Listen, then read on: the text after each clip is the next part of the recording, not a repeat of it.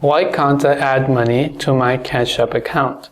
If you've been trying to load money to your Cash App account but you're failing to do so, it could be due to a number of reasons. First of all, it could be issues with your bank account linking. So tap on your profile icon from the top right hand side, go to the option that says linked banks and make sure that your bank account is linked just fine, and make sure you've linked a debit card and your bank account just fine.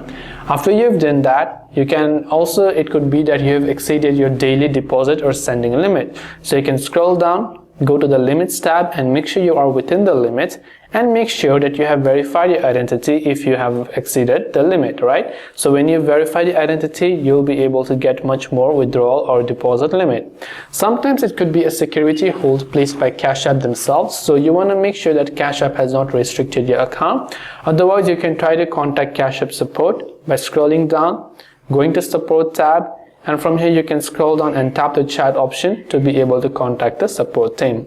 So hopefully one of these may have helped you solve the problem. If you have got any more questions, feel free to also leave them down in the comment section below. As always, thanks for watching till the very end of this tutorial, and see you soon in the next video.